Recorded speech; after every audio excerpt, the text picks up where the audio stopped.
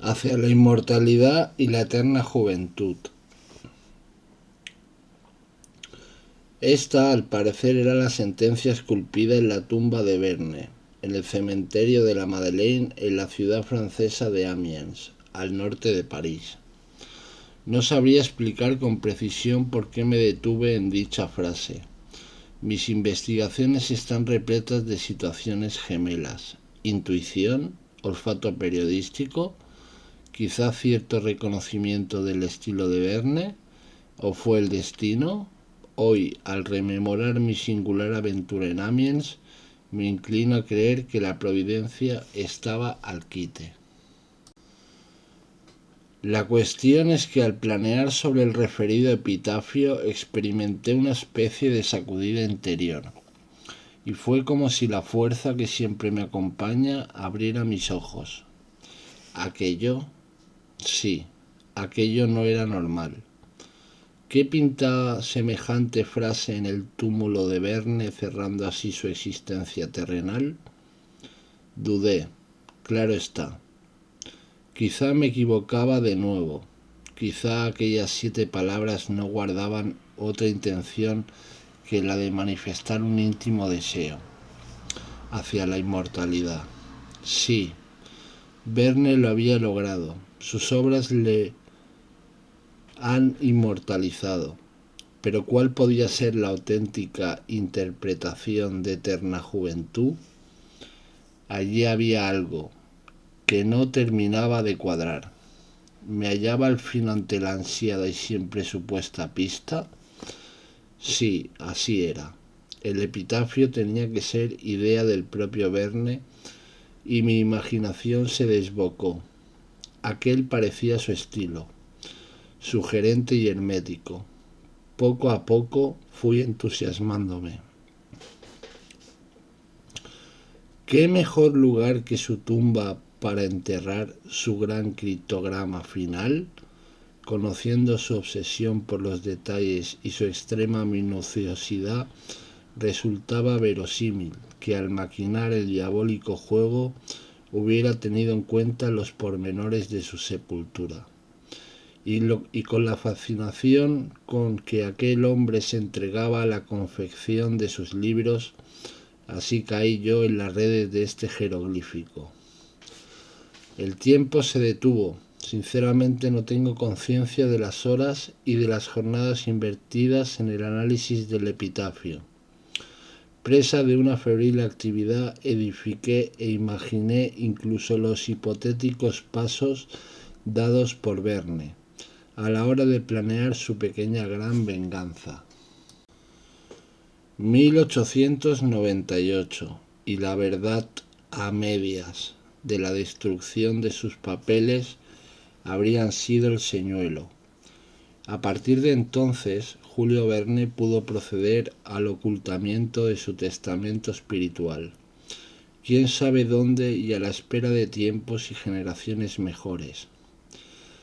Por último, siempre alrededor de ese año de 1898, el escritor se habría entregado a la secreta planificación de la postrera fase del gran equívoco. El criptograma propiamente dicho, y quizá, ¿por qué no?, concibió el epitafio que debería campear sobre su sepultura. Semejante lucubración en la que llegué a creer, sin reparos, tropezaba, sin embargo con serios escollos.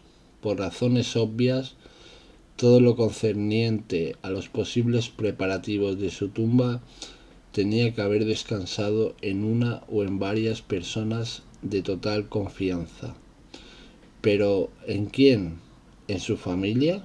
Si ese testamento espiritual contenía sus más íntimas vivencias y pensamientos, ni Honorine, su esposa, ni Michael, su hijo, deberían asomarse a él. Tiempo habrá de comprobar por qué. No, los parientes de Verne no podían ser los destinatarios de un legado tan comprometido. En consecuencia, los detalles de su tumba tuvieron que ser pactados con alguien ajeno a su círculo familiar, alguien que comprendiera y compartiera sus inquietudes. Alguien que como Verne fuera un iniciado. Que yo sepa, su mujer se mantuvo siempre alejada de estas especiales creencias, del esotérico Verne. Y otro tanto sucedió con Michael, su único hijo. El hecho de que Julio Verne no dejara escrita noticia alguna sobre su túmulo funerario reafirmó mis sospechas. Los últimos años de su vida fueron especialmente complejos. Se tornó receloso, solitario y más enigmático que nunca. En ese estado emocional dudó mucho que dejara entrever siquiera sus secretas intenciones. Incluso aunque se hubiera permitido hablar con Honorine o con su hijo del epitafio que deseaba para su última morada, nada de lo subterráneamente planificado habría cambiado. De todas formas, como digo, por una elemental prudencia, Verne tuvo que silenciar un juego. Si la familia, sus amigos o los miles de lectores hubieran sospechado que la tumba del genial bretón encerraba un postrer enigma. ¿Quién puede decir lo que habría sucedido? Atemorizada, Honorine podría haber modificado los deseos de su marido, levantando una sepultura totalmente distinta a la que hoy, gracias a los cielos, puede admirarse en Amiens. No, semejante operación tuvo que ser conducida con tanta reserva como sutileza. Un solo paso en falso habría arruinado quizá el último astuto y trascendente criptograma del más desconocido de los hombres, según sus propias palabras. El confidente, en suma, tuvo que ser alguien especial, alguien lo suficientemente capacitado para ejecutar su voluntad, alguien más joven que Verne, que en teoría le sobreviviera y pudiera responsabilizarse de la materialización de su tumba. Alguien sobre todo que estuviera en su misma línea iniciática, alguien que además no hiciera excesivas preguntas. Alguien fiel y amigo. Este personaje sin lugar a dudas podría haber sido Paul Verne, su hermano y confidente. Pero Paul, curiosamente, había fallecido en 1897, un año antes de la supuesta destrucción de sus papeles íntimos. Mis sospechas recayeron desde el primer momento en Albert Rose, escultor y amigo incondicional de Verne. El 24 de marzo de 1905, fecha de la muerte del escritor, Rose contaba 44 años de edad. Hacía prácticamente 11 que conocía a Verne. Ambos residían en la misma ciudad, en Amiens. En 1894, el destino hizo que coincidieran en diferentes reuniones y tertulias, y Verne se interesó por Rose, en especial por su obra La Primavera, expuesta junto al reloj de la Plaza Gambetta. Esta amistad se vio fortalecida por una mutua y limpia admiración y muy especialmente por una común inclinación hacia el mundo de la simbología esotérica. He aquí uno de los factores determinantes que avalan mi hipótesis. Si Rose, como Verne, no hubiera navegado por el secreto océano del ocultismo, quizá los planes del novelista hubieran variado sustancialmente. Esa compenetración y afecto debieron de florecer hasta el punto de que Albert Rose fue el único autorizado por la familia para acceder al lecho mortuorio y trabajar en la mascarilla del difunto Julio Verne. Años atrás, hacia 1895, Rose había esculpido ya un busto del escritor, una escultura de mármol, mencionada por Lemire en 1908, que perteneció a la familia Verne y de la que nada se sabe. Estos, por supuesto, no fueron sus únicos trabajos sobre Julio Verne. El 8 de mayo de 1909 fue inaugurado en Amiens el conjunto denominado Petits Jardins, en honor a Verne, que representa a los hijos de Torel y Michel, consejero de la corte y jefe de la biblioteca municipal, respectivamente, leyendo 20.000 leguas de viaje submarino. Ambos eran excelentes amigos del creador del Capitán Nemo. Pero a mi entender, la pieza clave en este galimatías era otra obra maestra de Rose. El conjunto escultórico del cementerio de la Madeleine, allí, según mis noticias, basadas en los trabajos de dos de los biógrafos, podía leerse el enigmático epitafio. Allí en la tumba de Verne tenía que ocultarse la clave o las claves del intrigante enigma. Mi viaje a Francia era obligado. Ahora ya no sé qué pensar. Como dije en su momento, esta historia es muy extraña. Por razones aparentemente ajenas a mi voluntad, ese desplazamiento a Amiens quedó pospuesto. Una súbita llamada de José Manuel Lara, mi editor, me catapultó a América, arrancándome a medias del intenso proceso de investigación en el que me debatía. Y digo a medias porque, a pesar del agotador periplo americano, Julio Verne llenó mi equipaje, ocupando buena parte de mi tiempo y de mis pensamientos.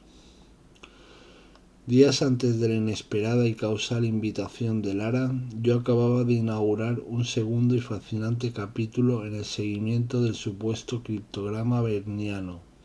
Convencido de que el epitafio guardaba un oculto y decisivo mensaje, me encadené a la frase en cuestión en un entusiástico empeño por desentrañar su secreto. Mis planes eran tan simples como optimistas. En primer término, despejar el enigma de hacia la inmortalidad y la eterna juventud. Acto seguido, con todos los triunfos en la mano, peinar Amiens, donde a buen seguro rescataría los papeles íntimos de Verne. En ocasiones mi ingenuidad es conmovedora. Y así transcurrieron los últimos días de aquel fatigoso abril. El desguace del epitafio fue planificado al estilo verniano. En otras palabras, atacando el siempre supuesto criptograma tal y como lo hubiera hecho Julio Verne, era menester introducirse en su piel y en sus pensamientos. Solo así estaría en condiciones de superar el desafío, y las horas fueron inmoladas sin misericordia, dibujando toda suerte de cábalas y combinaciones. Primero, naturalmente, sobre el texto original en francés. Vers l'immortalité et l'éternel je ne sais. Después, sabedor de la especial atracción de Verne hacia el latín de Virgilio, sobre la pertinente versión latina.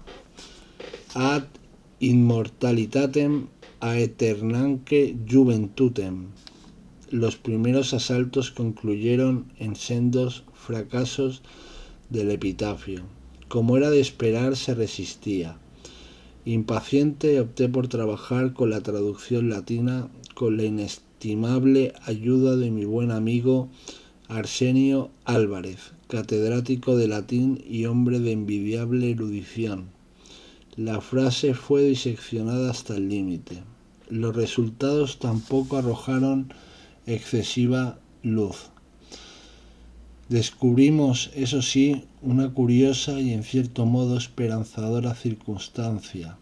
El epitafio en latín guardaba una relativa cadencia métrica, típica de la Eneida de Virgilio, concretamente lo que se conoce como hexámetro espondaico. A pesar de su pequeñez, el indicio me llenó de alegría. Verne gustaba de estas aproximaciones a las obras de Virgilio. ¿Era casualidad que el epitafio, una vez vertido al latín, presentara semejante cualidad? Obviamente no. La coincidencia resultaba tan improbable como sospechosa, y sin saber muy bien hacia dónde me dirigía, me embarqué en un paciente y laberíntico rastreo de nuevas pistas. Las 5 palabras latinas fueron alteradas, descompuestas y manipuladas, jugando como quizá lo hubiera hecho Verne, con las más locas fórmulas de aliteración, retruécanos, lectura metafórica, inversión de sílabas y letras y un largo y cansino etcétera. Fue el paciente y minucioso Arsenio quien al final, rizando el rizo, dio con la única frase que presentaba un confuso y lejano sentido: pues siendo tú sombrío, que te ayuden en tal muerte hacia el Hades. Ni qué decir tiene que el problema, lejos de apaciguarse, se encabritó como un potro salvaje. A los pocos días me encontré irremisiblemente perdido, y lo que fue peor, agotado física y mentalmente. Aquel sinfín de notas y cuadernos emborronados era un callejón sin salida. Mi inteligencia no daba más de sí, y la lucha a muerte con el epitafio, como digo, me precipitó a un nada recomendable estado emocional, en el que ya me había visto envuelto con ocasión de los caballos de Troya. Mi obsesión fue tal que las breves y contadas salidas al exterior, es decir, a la civilización, mi comportamiento hubiera podido equipararse al de un autómata. Caminaba, conducía mi automóvil o dialogaba con las personas con el pensamiento hipotecado por aquella frase. Supongo que mi mirada, del todo ausente, tuvo que extrañar y preocupar a mi familia. Y así habría continuado de no haber sido por la referida y providencial llamada del editor. El destino, meticulosamente atento, supo arrancarme de tan nefasto manicomio, lanzándome a miles de kilómetros, y es que en el fondo, ahora lo sé, lo verdaderamente importante de esta aventura no era el epitafio, ni el posible criptograma, ni el testamento espiritual de Verne, ni tan siquiera la elaboración del presente libro. La clave de mi causal encuentro con el escritor galo era otra. Una clave que curiosamente aparecería en mi desmoralizado corazón, en el momento justo, una señal, otra, que por sí misma justificaba mi loca investigación en torno a Verne. Fue a 33.000 pies de altura donde el Atlántico, cuando como un flash aquella luz me hizo comprender. ¿Y por qué no tomar el relevo? ¿Por qué no intentar seguir los pasos de Verne, aproximando la ciencia y la técnica del siglo XX a la literatura? ¿Por qué no finalizar lo que él dejó inconcluso? ¿Por qué no resucitar los viajes extraordinarios? De hecho, más modestamente ya había iniciado el camino. Los viajes de los caballos de Troya y de la rebelión de Lucifer, sin yo proponérmelo, encajaban en el mundo de Verne. Él, quizá de haber conocido a Einstein, también se hubiera aventurado en un viaje en el tiempo. De esta forma, como quedó dicho, germinó y floreció en mí un proyecto que, si Dios lo quiere, no tendrá fin: los nuevos viajes extraordinarios. La idea, demasiado hermosa para ser mía, fue depositada en mi espíritu en el momento justo. Para un racionalista, esta sucesión de causalidades puede que sólo sea una pérdida de tiempo o el fruto de una mente más o menos soñadora. Es posible para mí estos pequeños grandes detalles, obra de la providencia, son dignos de análisis. La crucial idea, insisto, fue tomada cuerpo en mi corazón, devolviéndome la serenidad y muy especialmente la ilusión. Y los fracasos, el sentimiento de derrota y la confusión se fueron a pique. Creo no exagerar si afirmo que a mi regreso de América me sentí un hombre nuevo, pletórico de ideas y ansioso por abordar este gigantesco proyecto. Pero el destino, cómo no, seguía tejiendo y destejiendo. De momento, a pesar de mi impaciencia, mi misión era otra. Y a mediados del mes de mayo de 1988, con las fuerzas intactas, reemprendí la casi suspendida investigación del epitafio. Digo yo que el renovado entusiasmo puso a punto mi inteligencia, simplificando las cosas, o no fue mi inteligencia, quién sabe. El caso es que al volver sobre la frase en francés y tras algunas jornadas de estéril trabajo, fui a tropezar con algo que me llamó la atención. En un primer momento, enredado en mil combinaciones, no le concedí importancia. La palabra inmortalidad, era sinónimo de eternidad, al menos desde un punto de vista poético-filosófico. Eternele, eterna, no se diferenciaba mucho de eternidad, y este vocablo a su vez era incomparable a éternelle jeunesse, eterna juventud. Inmortalidad, eternidad, eterna juventud y dulce y mansamente apareció ante mí la palabra mágica equivalencia. Los tres conceptos en cierto modo eran equivalentes. ¿Equivalencia? Sí, aquel era uno de los procedimientos favoritos de Verne. ¿Qué perdía? Comprobar. Por enésima vez escribí la frase en francés, asignando a cada letra el valor numérico correspondiente de acuerdo con el alfabeto internacional. Una fórmula tan sencilla como elemental a la hora de construir criptogramas.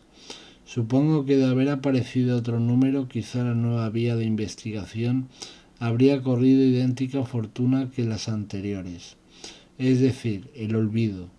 Pero la suma de los 37 dígitos arrojó un viejo y familiar número por el que siento una mezcla de fascinación, respeto e inquietante magnetismo, el 6. Quien haya leído algunos de mis últimos libros sabrá por qué, y la magia de este guarismo me atrapó sin remedio. Desde el prisma del esoterismo, por tanto, hacia la inmortalidad y la eterna juventud, en francés, era equivalente al 6. ¿Y qué simboliza dicho número? Acudí a los tratados de numerología y lo que hallé me dejó perplejo. Según los iniciados, el 6 representa al hombre. Aquello me pareció interesante, pero entre otras muchas particularidades hubo una que me desarmó. Las creencias ocultistas hablan de poder, de la naturaleza y de la simbología de los números, y afirman que cada ser humano se halla inevitablemente ligado a uno en particular. Este dígito es la resultante de la conversión a números de cada una de las letras que configuran el nombre de la persona. Y cada guarismo, entre otras cualidades, tienen asignados unos concretísimos defectos y virtudes, que corresponden según los ocultistas a los del individuo. Pues bien, guiado por la curiosidad me asomé a los rasgos psicológicos de aquellos que se encuentran asociados al 6. Estos hombres y mujeres son especialmente creativos, amantes del confort, de la belleza, de la música y de la armonía. Y cuentan los viejos libros de numerología que además son personas de una meticulosidad exagerada, convencionales y capaces de sacrificar su vida y entorno en beneficio de sus obras. Fue como un relámpago. Aquel retrato a grandes rasgos era el de Julio Verne. ¿Cómo era posible? ¿Casualidad? ¿Causalidad? A partir de ese momento todo se precipitó.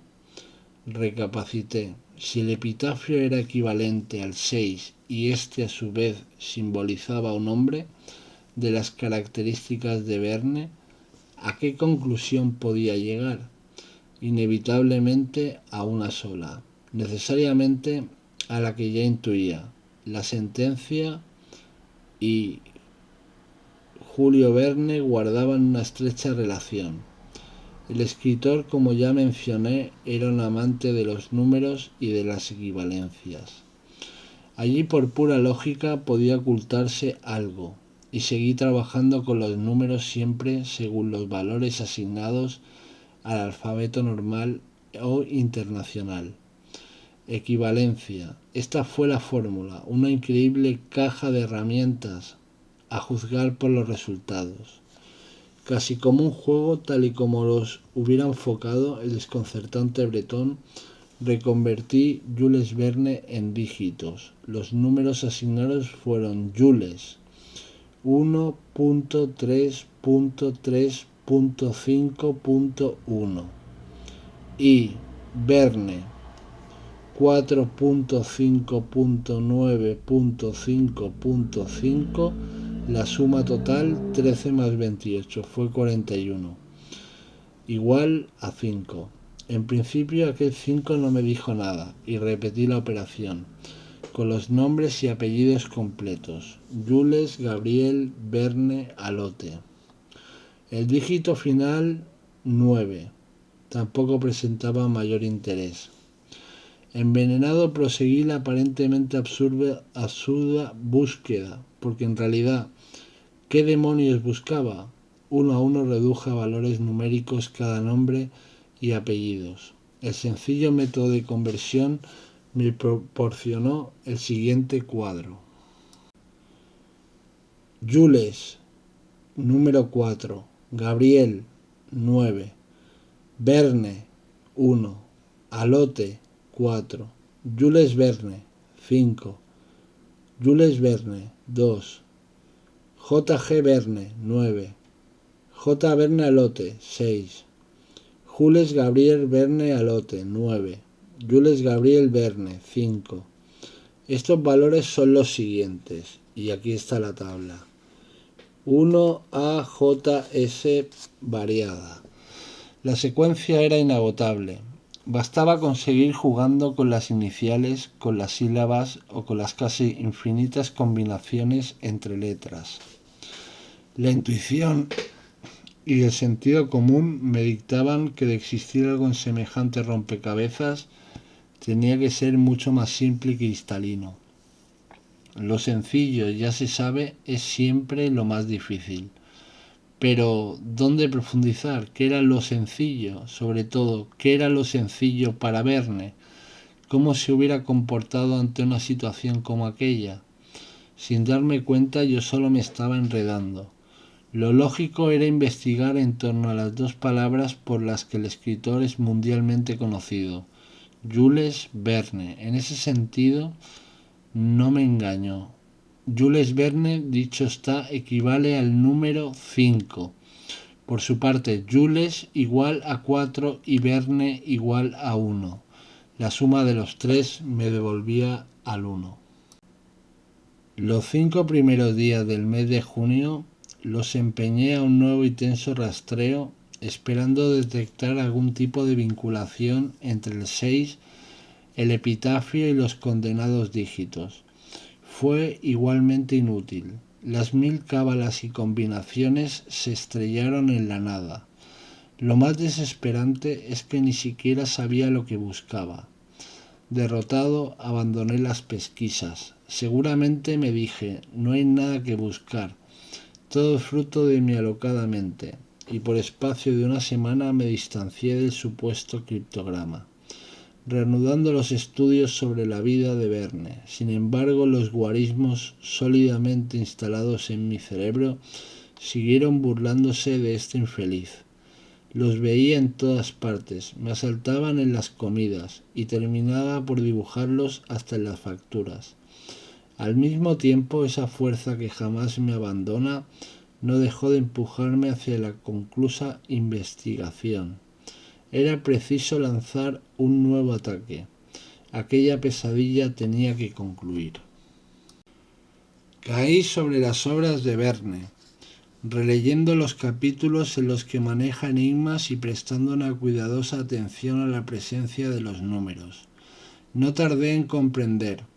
Mis anteriores indagaciones se habían divorciado nuevamente del estilo verniano, en líneas generales. El críptico Verne, una vez desarrollada la exposición de un criptograma, gustaba volver sobre sus pasos, resolviendo el enigma mediante una mecánica inversa a la seguida hasta ese momento.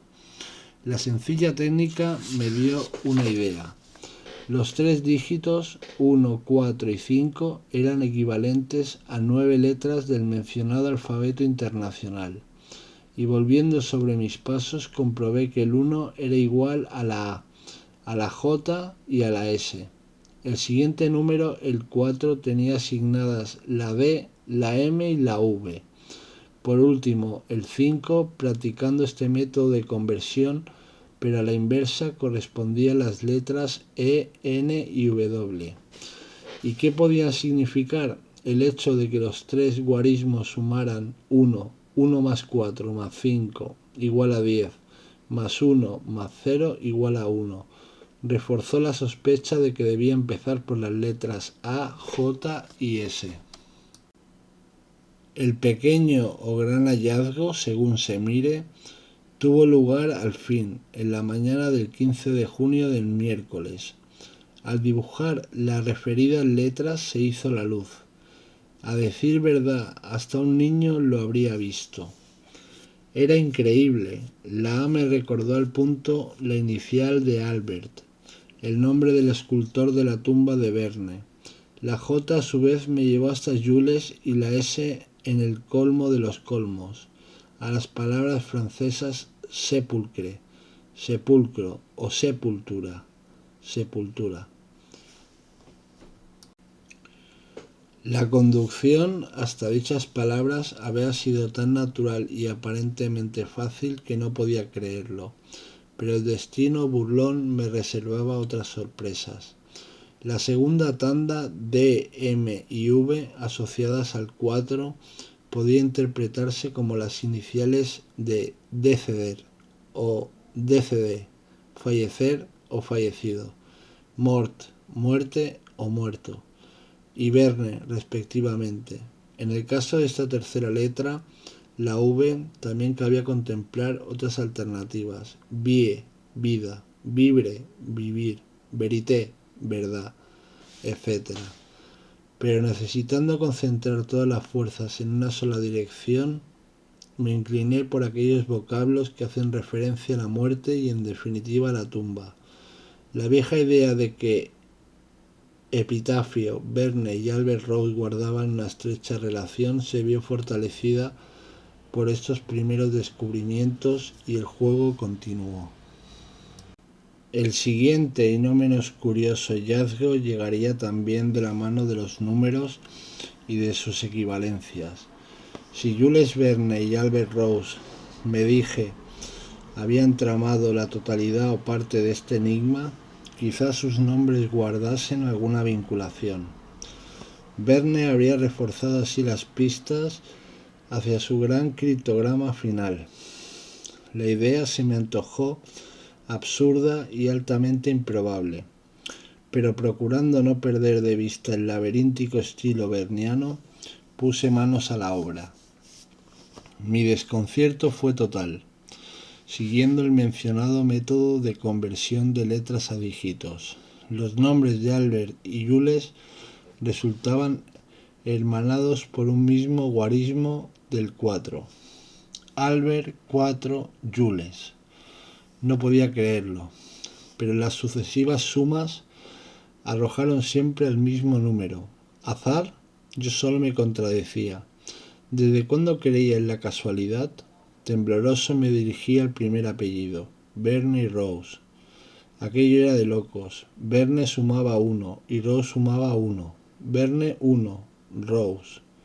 Ya no eran solo los nombres, Albert y Jules, lo que aparecían ligados, también los apellidos. En consecuencia, Jules Verne equivalía a Albert Rose, desde el prisma de los números. Jules Verne 5, igual Albert Rose.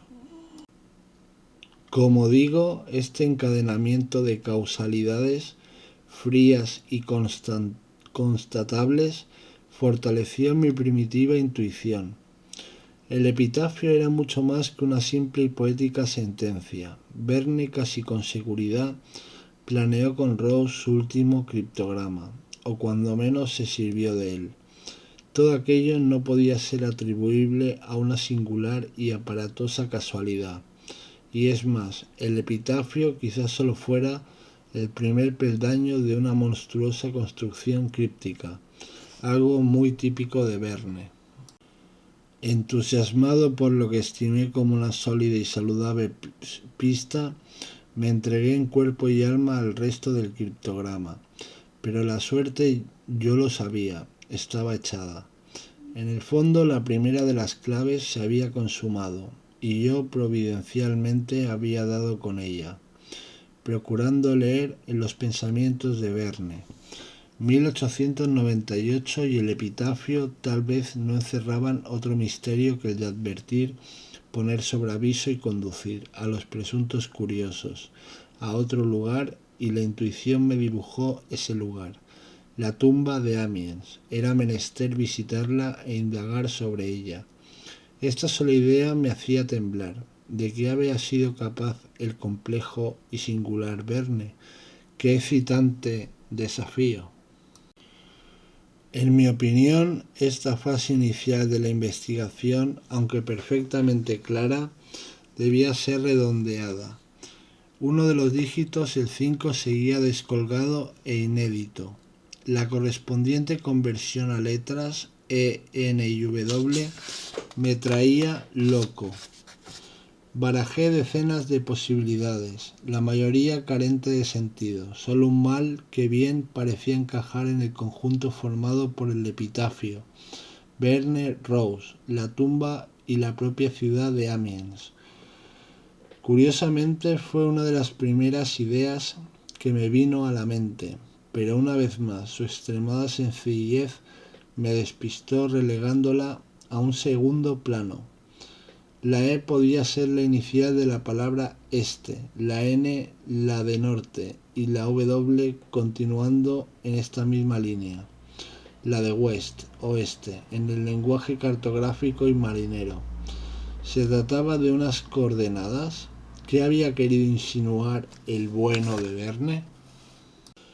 Este, norte, oeste. Dado que la sepultura se encuentra en Amiens, uno de mis primeros movimientos se orientó a la búsqueda de las coordenadas de la mencionada ciudad. 49 norte, 54 y 2 este, 18. Curioso, las palabras norte y este encajaban a la perfección.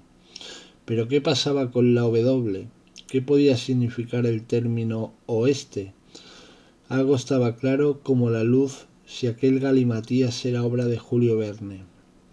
La palabra en cuestión no era consecuencia de un capricho, pero honestamente no supe descifrar su posible y oculto significado.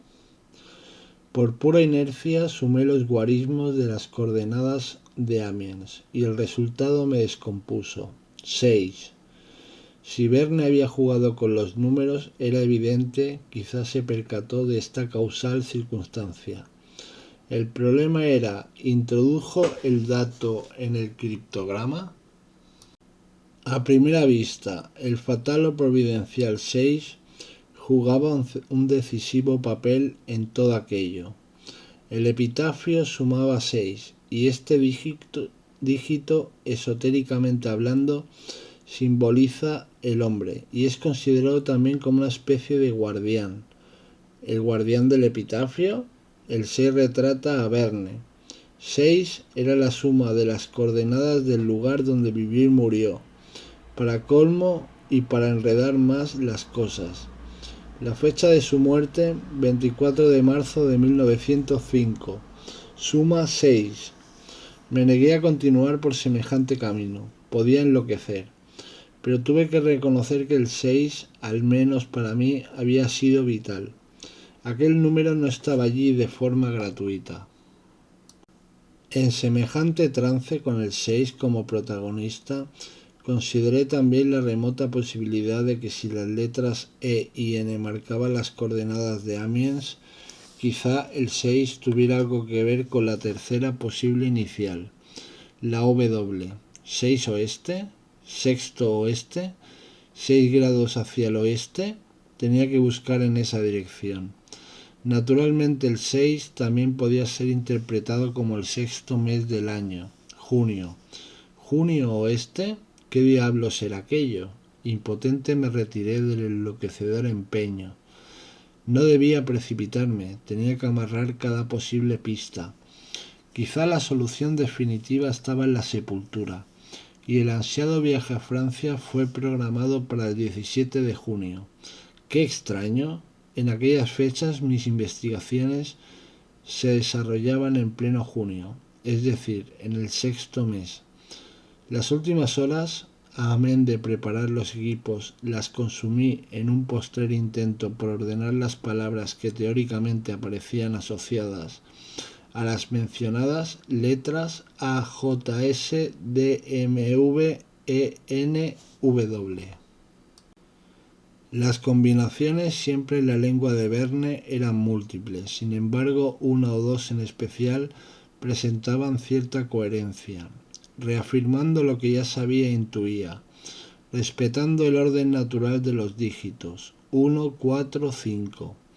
La frase, mensaje, telegrama o pista rezaba literalmente: Albert, Jules, sepultura, fallecido, muerte, Verne, este, norte, oeste. Por supuesto, las letras eran susceptibles de otras interpretaciones no menos interesantes. La D, por ejemplo, podía significar decider, decidir, y otro tanto ocurriría con la V, reemplazable por vie, vida, o vibre, vivir, verité, verdad, o vin, 20, por señalar algunos casos. Admitiendo este segundo supuesto, la frase resultante alcanzaba un mayor sentido. Albert, Jules, deciden, sepultura, muerto, Werner, este, norte, oeste. A simple vista el enigmático mensaje, suponiendo que lo fuera, parecía estar construido en dos partes: Albert Rose y Jules Verne. Deciden los detalles, la estructura o los pormenores de la sepultura. La segunda mitad, en cambio, era todo confusión. El doble vocablo muerto Verne no ofrecía complicaciones. Pero, ¿qué pensar de las tres últimas palabras? El este y el norte podían marcar las coordenadas, el punto geográfico donde presumiblemente se hallaba enterrado el autor del criptograma, Amiens. ¿Y el oeste? Esotéricamente hablando, la muerte y el oeste se encuentran estrechamente asociados. El sol muriendo por el oeste es anuncio y señal de renacimiento. Una de aquellas primeras y apresuradas traducciones del criptograma decían así: Albert y Jules deciden, la sepultura. Muerto Verne, en 49 grados 54 minutos norte, 2 grados 18 este, 6 igual a junio oeste. Aquello no tenía mucho sentido, pero continué batallando. El método de las equivalencias me había llevado hasta allí, y esa misma fórmula, estaba seguro, me sacaría del atolladero. El secreto estaba en no desfallecer, en armarse de paciencia y en jugar sin apartarse del estilo verniano. Pero las sucesivas combinaciones, siempre en base a estas primitivas interpretaciones del criptograma, solo me condujeron a un punto muerto. Sin explorar la tumba, todo aquello se me antojó inútil. Era como dar palos de ciego. A pesar de ello, continué por la brecha. Cuanto mayor y más precisa información pudiera reunir antes del viaje a Francia, tanto mejor.